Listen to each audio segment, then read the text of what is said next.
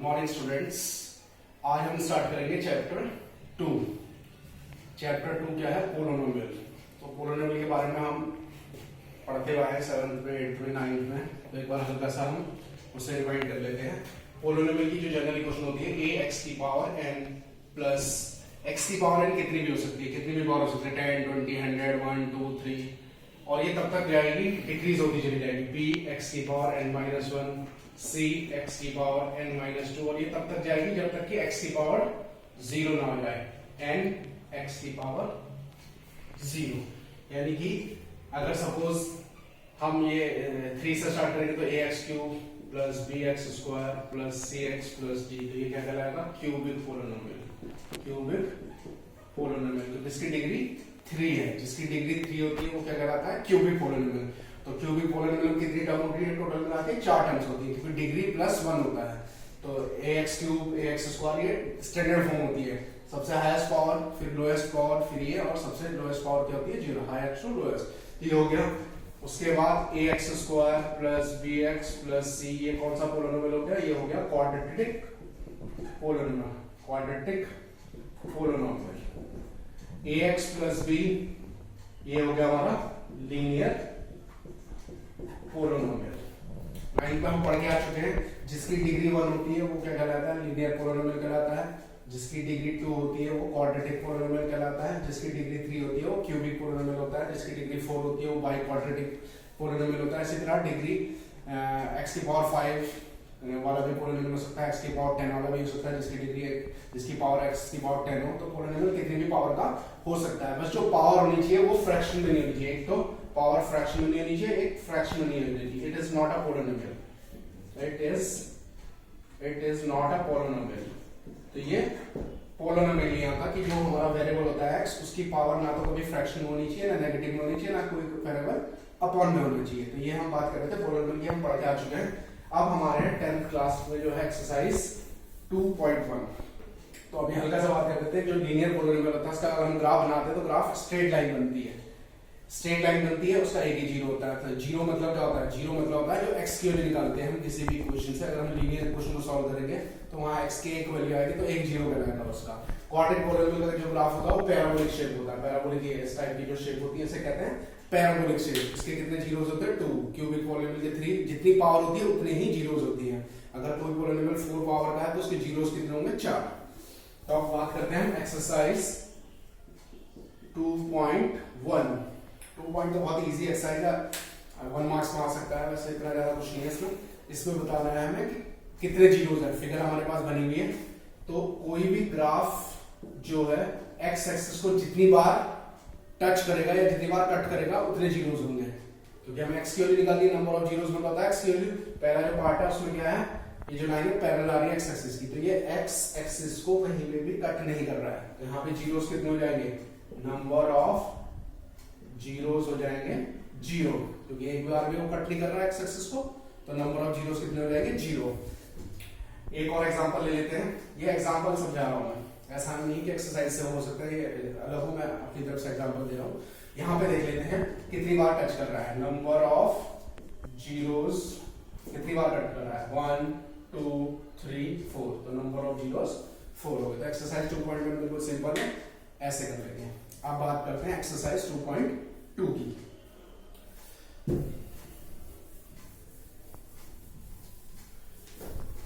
Exercise 2.2 को start करने से पहले एक्सरसाइज 2.2 में हमारे पास है क्वाड्रेटिक पोलोनोमियल। तो पहले हम थोड़ा सा उसके बारे में पढ़ लेते हैं। क्वाड्रेटिक पोलोनोमियल, क्वाड्रेटिक पोलोनोमियल को शॉर्ट में लिख देता हूं। क्वाड्रेटिक पोलोनोमियल जो होता है उसकी जनरल इक्वेशन होती है ax square plus bx plus c। ये इसकी जनरल इक्वेशन है क्वाड्रेटिक पोलोनोमियल की। अगर हम इसे सॉल्व करते हैं तो उसके 2 जीरोस आते हैं, यानी कि x को अगर हम इसे सॉल्व करेंगे इस इक्वेशन को तो हमारे 2 आंसर आएंगे। x की 2 वैल्यू आएगी तो उन्हें क्या कहलाते हैं? जीरोस। तो उसके 2 जीरोस होते हैं अल्फा एंड बीटा। उन्हें हम अल्फा और बीटा मान सकते हैं। जो 2 वैल्यू आएंगी किसी को भी अल्फा और किसी को भी बीटा मान सकते हैं, उससे कोई फर्क नहीं पड़ता है। अब इसमें 2 तरह के जीरोस होते हैं। सबसे पहला होता है sum of zeros. Sum of zeros, इसे हम अल्फा प्लस बीटा लिख सकते हैं। इसका फॉर्मूला होता है -b/a। b क्या होता है कोफिशिएंट ऑफ x और a क्या होता है कोफिशिएंट ऑफ x स्क्वायर। तो हम इसे ऐसे लिख सकते हैं, और इसे हम लिखना चाहें तो coefficient of x upon coefficient of x square भी लिख सकते हैं। दूसरा है product of zeros, product of zeros, product of zeros को हम लिखते हैं अल्फा बीटा, इसका होता है c अपॉन a। c मतलब हो गया कांस्टेंट टर्म, a मतलब हो गया कोफिशिएंट ऑफ x स्क्वायर। तो किसी भी क्वाड्रेटिक पोलिनोमियल को बनाने के लिए दो तरह के जीरोस की जरूरत होती है, sum of zeros and product of zero. तीसरा फॉर्मूला है to make a quadratic polynomial, to make a quadratic polynomial. अगर हमें इक्वेशन ही बनानी हो तो उसके लिए इक्वेशन बनाने का फॉर्मूला है x square minus sum of zeros x plus product of zero. इसे हम ऐसे भी लिख सकते हैं, इसे आप ऐसे भी लिख सकते हैं x square minus sx, s मतलब है sum of zero plus p product of zeros. और इसका एक और फॉर्मूला हम ऐसे लिख सकते हैं, अगर हमें जीरोस गिवन हो x minus a x minus b, इन्हें मल्टीप्लाई करेंगे तो एक क्वाड्रेटिक पोलिनोमियल बन के आ जाएगा। इसमें a और b क्या होंगे हमारे जीरोस होंगे क्वेश्चन में गिवन होंगे। तो ये हमारा सबसे पहले हमने क्वाड्रेटिक पोलिनोमियल का कॉन्सेप्ट देख लिया कि क्या होता है। अब हम एक्सरसाइज स्टार्ट करेंगे। तो एक्सरसाइज में क्या है पहले क्वेश्चन में find the zeros and verify the relation. जो एक्सरसाइज 2.2 है उसका जो पहला क्वेश्चन है उसमें क्या कहा गया है find the zeros and verify the relation. तो वेरीफाई को रिलेशन को वेरीफाई करने के लिए हमें ये दोनों रिलेशन को वेरीफाई करना पड़ेगा, तो ये हमारा वेरीफाई हो जाएगा। तो अब हम एक एग्जांपल लेके बताता हूँ ये एक्सरसाइज का क्वेश्चन भी हो सकता है। तो अब हम देखेंगे एक्सरसाइज 2.2, एक्सरसाइज 2.2 क्वेश्चन नंबर 1 का फर्स्ट पार्ट है x square minus 2x minus 8। सबसे पहला क्या करना है हमें जीरोस फाइंड करना है। तो जीरोस फाइंड करने के लिए क्या करेंगे इसके फैक्टराइज हम 8th क्लास से सीखते हुए आ रहे हैं, 8th क्लास 9th क्लास और अब 10th क्लास में फैक्टराइज आना जरूरी है। एक बार मैं दोबारा से हल्का सा डिस्क्राइब कर देता हूँ जिन बच्चों को नहीं आता है उनके लिए। तो इसमें क्या करना होता है हमें मिडिल टर्म भी कहते हैं, मिडिल टर्म ब्रेक करना। हमें क्या करना होता है सिर्फ इस बीच वाले नंबर को ब्रेक करना है। तो इसके लिए क्या करते हैं हम फर्स्ट और लास्ट सम को मल्टीप्लाई, रफ का काम होता है, इसको हमें कुछ नहीं सिर्फ देखना कि क्या है मल्टीप्लाई करेंगे। मल्टीप्लाई करके लिए हमें माइनस का 8x स्क्वायर और बीच में s एंड d यानी प्लस करके s मतलब सम और d मतलब डिफरेंस, प्लस या माइनस करके हमें माइनस का 2x चाहिए। तो हमें क्या करना है इस बीच वाले नंबर को ऐसे दो नंबरों में ब्रेक करना है कि अगर उन्हें मल्टीप्लाई करें तो हमारा -8 बैठे और उन्हें माइनस करें तो हमारा -2 बैठे। तो हमें ऐसे फैक्टर करना है। तो उसके फैक्टर क्या बनेंगे 4 2 जा 8। तो x स्क्वायर हमें इसे कुछ नहीं करना, इसे कुछ नहीं करना, साइन को भी कुछ नहीं करना, जो सेंटर का साइन ऐसे ही रहेगा, बीच में भी हम फैक्टर लिखेंगे यहाँ x और इस साइन को भी कुछ नहीं करना, हमें सिर्फ इस बीच वाले 2 को तोड़ना है। तो हमने लिख दिया 4 माइनस 2। अगर हमने 4 में से 2 माइनस करा तो क्या आ गया 2x है और बाहर माइनस है, -2x आ गया। और अगर हमने इसे मल्टीप्लाई कर दिया तो माइनस का 8 आ जाएगा हमारे पास, -8x स्क्वायर। तो ये सिर्फ सॉल्व करके 2 आएगा, मतलब मल्टीप्लाई करके -8x स्क्वायर आ जाएगा। ये हमारे फैक्टर होगा। अब ब्रैकेट हटाएंगे तो उसके क्या हो जाएगा साइन चेंज हो जाएंगे, ये +2x -8 और कॉमन लेंगे हम, यहाँ से हमने x कॉमन लिया x -4, यहाँ से 2 कॉमन लिया x -4। तो ये दोनों इक्वल आने चाहिए। अगर ये दोनों इक्वल नहीं आए तो उसका मतलब या तो हमारे फैक्टर्स में गलत है या तो हमने कहीं पे साइन का डिफरेंस कर लिया है। तो हम x -4 कॉमन लेंगे और ये हो गया x +2। लेकिन हमें तो क्या करना है जीरोस निकालने हैं। तो उसके फैक्टर होगा 9th में हमने यहाँ तक तो सीख ही लिया था। अब जीरोस निकालने के लिए x के लिए निकालने के लिए इसको जीरो के ऊपर रखना ही पड़ेगा। तो लिखेंगे फॉर जीरोस। अब जीरोस निकालने तो अब हम क्या करेंगे दोनों को अलग अलग करके जीरो के इक्वल रख देंगे। तो यहाँ तो x के लिए आ गई 4 और x के लिए आ गई -2। तो ये हमारे जीरोस आ गए। जीरोस मतलब ये हो गई x की वैल्यू। आंसर शीट में सिर्फ यही आंसर दिया होगा, वेरीफाई का कोई आंसर नहीं होता, उसमें हमें वेरीफाई दोनों साइड इक्वल दिखानी है। तो आंसर आ गया हमारे पास, हमारे जीरोस आ गए 4 एंड -2। अब हमें क्या करना है वेरीफाई करना है रिलेशन को। तो वेरीफाई करने के लिए क्या करेंगे हम सबसे पहले सारी वैल्यू लिखेंगे। जो दो वैल्यू निकाली है इसको हम अल्फा और बीटा मानेंगे। तो सबसे पहले हमने मान लिया किसी को भी अल्फा मान सकते हैं, अल्फा 4 हो गया, बीटा हो गया -2। और ये जो जनरल इक्वेशन है x square to given equation है उसको हम जनरल इक्वेशन से मैच करेंगे, इस इक्वेशन से मैच करके abc के वैल्यू फाइंड कर देंगे। तो ये जनरल इक्वेशन है हमारी।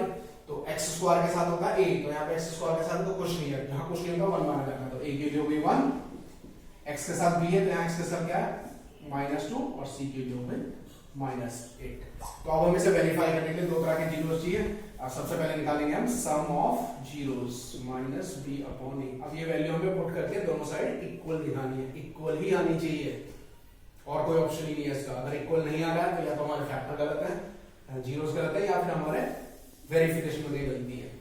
तो अल्फा की जगह डाल देंगे हम 4 प्लस बीटा की जगह -2, 4 -2 2। तो यानी साइड में तो आ गया 2 हमारे लेफ्ट हैंड साइड में। अब यहाँ वैल्यू डालेंगे minus sign as it is रहेगा, बी की वैल्यू क्या है -2, ए की वैल्यू कितनी है 1, माइनस माइनस प्लस, दोनों साइड इक्वल ही आनी चाहिए। अगर इक्वल नहीं आएगी तो हमारा गलत है। दूसरा है प्रोडक्ट ऑफ जीरोस c/a।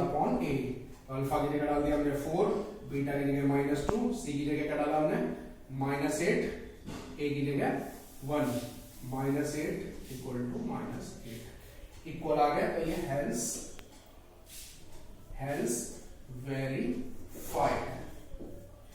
तो ये हमारा रिलेशन क्या हो गया, वेरीफाई हो गया, रिलेशन वेरीफाई हो गया। सबसे पहला क्या करना है हमें, जितने भी एक्सरसाइज के 2.2 में जितने भी क्वेश्चन है 6 पार्ट है, 6 के 4 पार्ट में सबसे पहले हमें क्या करना है, जीरोस फाइंड करना है इसकी मिडिल टर्म करके, फिर इस रिलेशन को हमें वेरीफाई करना है। एक और एग्जांपल दे देता हूं, एक और दो एग्जांपल जो डिफरेंट से हैं, जो दो और क्वेश्चन बता देता हूं जो थोड़े से डिफरेंट है, वो कर लेते हैं, बाकी सब में फैक्टर ही करना है। तो हम दो क्वेश्चन करेंगे। किसी भी क्वेश्चन की मिडिल टर्म तभी होती है जब उसके पास उसमें 3 टर्म्स होती हैं। यहाँ पे इन दोनों क्वेश्चन में क्या है 2 टर्म्स हैं, उसमें मिडिल टर्म तो पॉसिबल ही नहीं है। तो इसमें क्या करते हैं, या तो हम फॉर्मूला बनाते हैं या कॉमन लेते हैं। तो इसमें क्या है, फॉर्मूला तो बन नहीं रहा, हमने क्या करा 4u कॉमन ले लिया, 4u कॉमन लिया तो u + 2, बस इससे ज्यादा कुछ नहीं होगा। फॉर जीरोस इससे क्या करेंगे, जीरो के इक्वल रख देंगे, u + 2 = 0। तो u की वैल्यू आ गई 0/4, u की वैल्यू आ गई 0, u + 2 = 0, u की वैल्यू आ गई -2। तो ये हमारे जीरोस आ गए, आंसर तो हमारे ये हो गए दोनों। अब वेरीफाई करना है, तो वेरीफाई करने के लिए अल्फा हो गया 0, बीटा हो गया -2। जनरल इक्वेशन से कंपेयर करेंगे, 4a² + 8u जनरल इक्वेशन होती है ax² + bx + c। तो इसमें a की वैल्यू हो गई 4, b हो गया 8, c हो गया 0। c क्योंकि यहाँ पे कांस्टेंट टर्म कोई नहीं है, ये स्क्वायर वाला कोएफिशिएंट है, ये 1 वाला कोएफिशिएंट है, और यहाँ कांस्टेंट टर्म कुछ नहीं है, तो उसे क्या मान लेंगे 0। अब वेरीफाई करेंगे, तो वेरीफाई के लिए अल्फा + बीटा -का b/a। अल्फा की वैल्यू क्या है 0, बीटा की वैल्यू -2, तो 0 -2 क्या आ गया -2। और इधर हमने माइनस, b की वैल्यू क्या है 8, a की वैल्यू क्या है 4, 4 2 जा 8, 4 से हमने इसे काट दिया, 4 2 जा 8।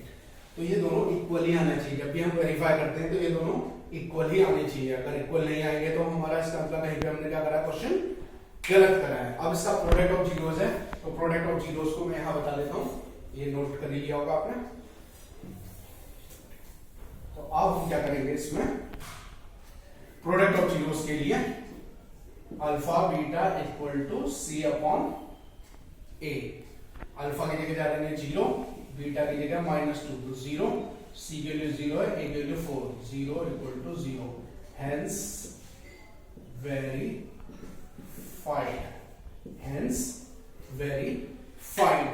वेरीफाई का ध्यान रखना, क्योंकि आ सकता है 3 मार्क्स में क्वेश्चन। तो हमने जीरोस निकालने हैं और वेरीफाई करना है। तो वेरीफाई करने के लिए सबसे पहला तो है जीरोस निकालने हैं, और फिर दोनों सम ऑफ जीरो और प्रोडक्ट ऑफ जीरो को उन्हें क्या करना है, रिलेशन को वेरीफाई करना है। अब इसी टाइप का एक और पार्ट है, ये भी 2 है। अब इसमें क्या है, इसमें हम कॉमन भी ले सकते हैं, उसमें तो हम कॉमन ले रहे थे, इसमें हम कॉमन भी ले सकते हैं, क्योंकि इसमें कुछ कॉमन नहीं आ रहा। तो हम क्या करेंगे, आइडेंटिटी बनाएंगे। तो 9th क्लास में हमने सीखा था, एक क्वेश्चन में सीखा था। अब ये हम इसमें a² - b² की आइडेंटिटी बना सकते हैं। तो इसकी आइडेंटिटी होती है a - b, a + b। तो अब यहाँ पे पहले नंबर का तो स्क्वायर हो ही रहा है, 15 का स्क्वायर नहीं हो रहा है। तो 15 का हमने 9th में सीखा था कैसे स्क्वायर बनाया है, तो रूट चढ़ाकर हम स्क्वायर करेंगे। तो √15 का स्क्वायर क्या होता है, 15 ही होता है। तो ये हो गया, अभी आइडेंटिटी लगी, तो उसमें आइडेंटिटी बोल दी a - b, a + b। For zeros इसे क्या करेंगे, फॉर जीरोस इसे 0 के इक्वल रखेंगे, t - √15 = 0, t + √15 = 0। तो t की वैल्यू आ गई √15, t की वैल्यू आ गई -√15। तो तो ये तो हो गया हमारे आंसर। अब इसको वेरीफाई करना है, तो वेरीफाई करने के लिए क्या करना पड़ेगा हमें, वही अल्फा हो गया माइनस प्लस रूट 15, बीटा हो गया माइनस रूट 15, ए क्या हो गया इसमें 1, बी टी वाली कोई टर्म नहीं है तो बी क्या हो जाएगा 0 और सी क्या हो जाएगा माइनस का 15। तो अब इसमें हम क्या करेंगे, दोनों निकालेंगे sum of zeros and product of zeros. तो सबसे पहले हम निकाला sum of zeros minus B upon A, अल्फा की वैल्यू कितनी होगी रूट 15, बीटा की माइनस रूट 15, तो plus root 15 minus root 15 cut के क्या आ गया 0। यहाँ पे बी के लिए डाल दिया हमने 0, ए के लिए 1, किसी भी नंबर को डिवाइड करें 0 को किसी भी नंबर से डिवाइड करेंगे तो क्या आ जाएगा 0 इक्वल आ गया। अब निकालना है हमें product of zeros C upon A, तो सी क्या हो गया, अल्फा क्या हो गया रूट 15, बीटा हो गया माइनस रूट 15, सी क्या हो गया हमारे पास, सी है हमारे पास माइनस 15, ए 1, किसी भी दो रूट वालों को मल्टीप्लाई करेंगे माइनस 15 माइनस 15, तो ये हो गया हमारा वेरीफाइड, हेंस वेरीफाइड।